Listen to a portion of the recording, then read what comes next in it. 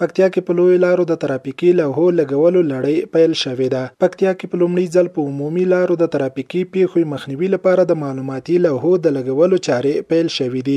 د پکتیا د ترافیکو مدیریت مسولین وایي چې یادې لوحې د کابل ګردیز او همداشان د ګردیز او خوست ولایتونو ترمنځ په لوی لارو لګولې دي. د پکتیا د ترافیکو عمومي مدیر محمد منصور وویل چې یادې ترافیکي لوحې به د پیښو مخنیوي کې مهم رول ولوبوي. هغه زیاته کړه کنډه ونیولې تر 60 ساحې پورې بازار داخل د شارنو لاین همدا رقم د غزنی لاین په دې ټولو هغو ځایو کې لګولې دي چې په کوم کې ورته ضرورت وو او ترافیکي پیښې تقریبا د تیر کال په نسبت سږکال تقریبا په سلو کې 150 یا 40% ته ان شاء الله رسیدلې دي. نو دا چې مخکې نو خلکو ته د لارې هیڅ راهنمایي نه کېدله چې دلته ګولایي دغه لاره کوم ځای ته رسیږي د ټولې لارې راهنمایي همدغه لوحې ورکوي چې دا اوس نصب سوي دي. نو دغه د ترافیکو لپاره غټ رول لري. په ورته وخت پکتیا یو شمېر اوسیدونکي او د لوی لارو موټر چلوونکي هم خوښ دي چې په لوی لارو معلوماتي لوحې ولګول شوې. دوی له نورو موټر چلوونکو او خلکو وغوښتل چې یادې ترافیکي نښې دې مراعات کړي چې ترڅو د پیښو مخه ونیول شي. د ترافیکي نښو په اړه به درته وایم چې دا یو نوی پرمختګ دی چې د ترافیکو په دې قانون کې رامنځته کیږي او دغه ترافیکي نښو پر مراعات کولو سره که چیرته ډریوران مراعات کړي نو د ډیرو ټکرونو څخه د ډیرو ورانیو څخه به ډیر مخنیوی وشي. خصوصا هغه ډریوران چې د غلین ډریوران دي که چیرته مراعات کړي نو دا به د خلکو د ژوند د محفوظیت لپاره یو غټ لاسته راوړنه وي سره.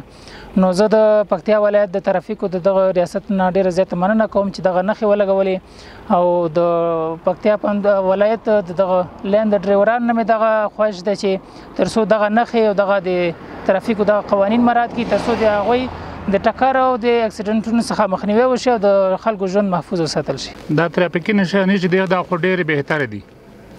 ټول ډریوران باید دې ته متوجه شي او د دې مراعات وکړي او ټول یې مراعات کړي. نو دې پوره عامه پوهاوي ته ضرورت دی باید چې د ترافیک دې ته عامه پوهاوی ورکړي. د پکتیا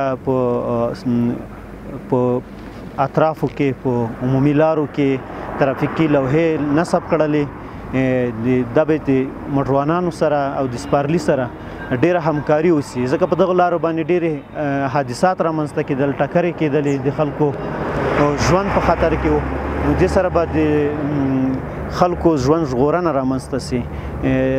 موږ ډیره زیاته مننه کوو بیا هم چې په دې لویو لارو کې دغه لوحې نصب کړلې تر څو ترافیک ډریوران وکولی سي د دې لوحو په معنا باندې پوه سي اهدافو باندې پوه سي او دا نښانې وپېژني چې په کوم مسیر باندې تاو سوي دي او ډریورانو ته په ترافیکي ریاست کې څوک چې لیسنس اخلي اړین معلومات ورکړل سي.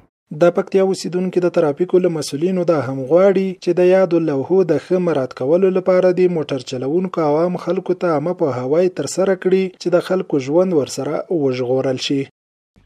پژواک خبري اژانس د پیښو رښتینې هنداره